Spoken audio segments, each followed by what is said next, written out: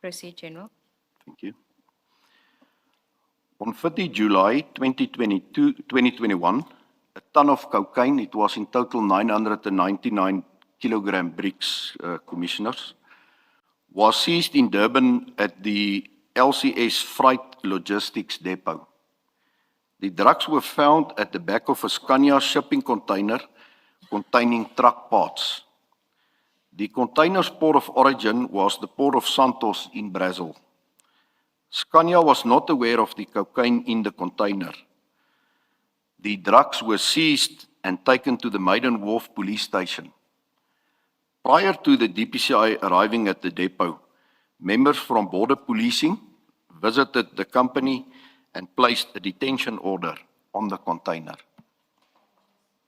At this stage, show photo 1. So if you can just describe that photo, General.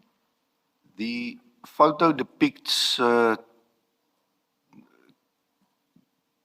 containers, Commissioners, that's offloaded from vessels that docked in the harbor.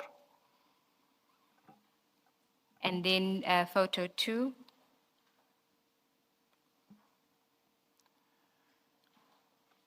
Commissioners, that is a photo that depicts the consignment of cocaine, or by then suspected cocaine, that was found in the back of the shipping container immediately upon opening the doors. Before you proceed, you want to ask a question on this? General, can you just explain the role of border policing in exercises such as this? Here you say border policing arrived or got there before the DPCI. Would they have gotten there because of a tip-off, or is this just part of the normal protocols that they... Commissioner, in this specific case, they also received information about the possible narcotics that was hidden in that container, and that is why they arranged for that detention order to be placed on it. So it was just a time lapse, a short time lapse. So obviously their primary responsibility is within the harbor precinct, and then to perform duties within their mandate as border policing. And in performing, in the normal course of performing that mandate, would they do the kind of inspection that you say, for example, customs randomly does on shipments? I'm just trying to understand practically what, on a day-to-day basis, do they have a role either by protocol or just practice that they could be part of the chain of discovering illegal narcotics, for example?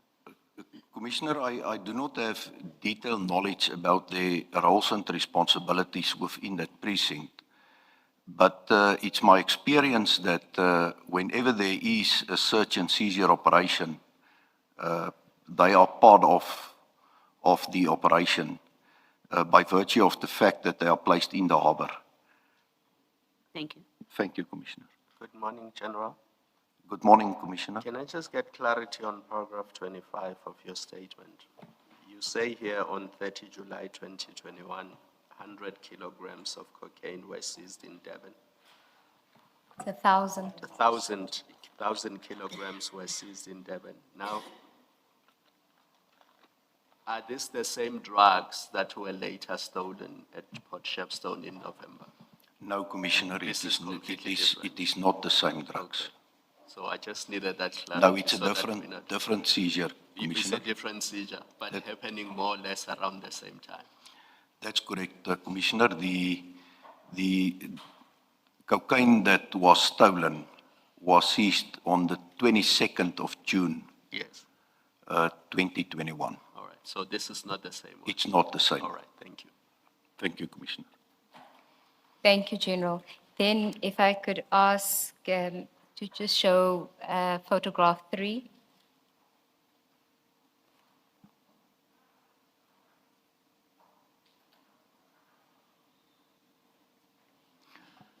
Commissioner, the photo that's depicted there is of the blocks of cocaine with the logo W or M, depending on how you look at it, that was recovered from one of the bags after the wrapping of that bag was removed.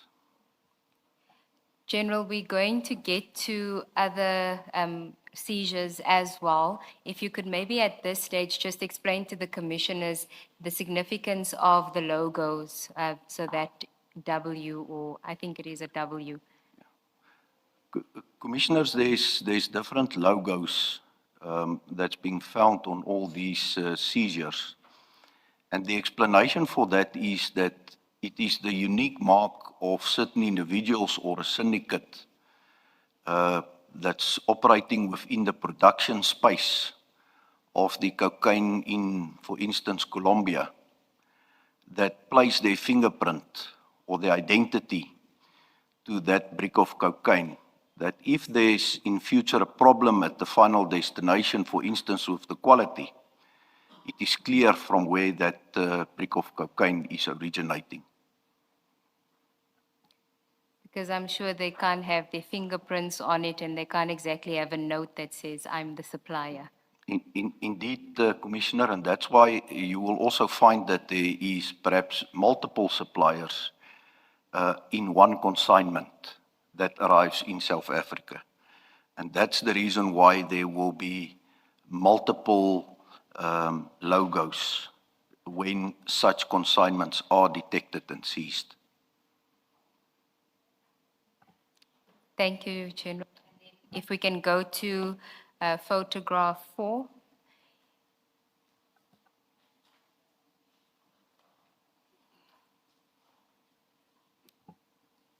If you can just describe what we're looking at now. Commissioners, it's just another photo that depicts towards the bags of containing the cocaine in the back of the container. But I think what's also clear here is that it has handles. And the reason for that handles is to carry it easily. Because when criminals execute a rip-on-rip-off procedure, speed is of essence. You need to remove the exhibits with speed, obviously in the fear of being detected. And that's why it needs to be easy to carry these bags and place it in a vehicle or in a panel van, whatever mode of transport is being used, to then speed away with it undetected. And then if I could just ask for you, them to zoom in on the orange item there. And if you could just explain the significance of that item. Commissioners, this is, as I've explained, duplicate seals. So it shows you the criminal network is so sophisticated that they even make provision for a duplicate seal to be placed once the narcotics is removed from the container. So once they've removed the cocaine from the container, they just close the doors and seal it with the duplicate seal. And when SARS, Customs, or the port authorities verify the actual seals with the bill of lading and other documentary evidence or documents that they have in their possession, there will be no suspicion that there was any contraband in that container. Ms. Sigels-Ncube,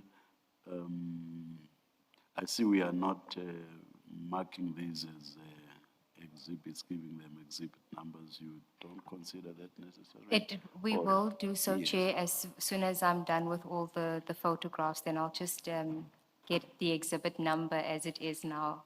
All right. And then I will then place it on the record, Chair. All right, all right. Thank you. Thank you. Can I just ask, arising from this picture? At your paragraph 22, you don't need to go there, General. You, at the end of that paragraph, you say that paragraph 22 on page 8, You say that the rip-off is normally done at destination. Here again, corrupt officials will break the seal, open the container, and I think that's what this photograph is speaking to. Is it necessarily just the officials who can do this, or is the harbor and that arrangement about which I know nothing, such that even private individuals who are part of this plan or scheme can do? Indeed, Commissioners, that's why I indicated that corruption takes place within both the public and private space. So when we refer here to officials, it does not necessarily mean that it's government officials. It can also include officials working in the harbor or at the depots where these containers gets opened and unpacked in some instances or forwarded by means of road freight. So it goes for both sides. Okay, thank you.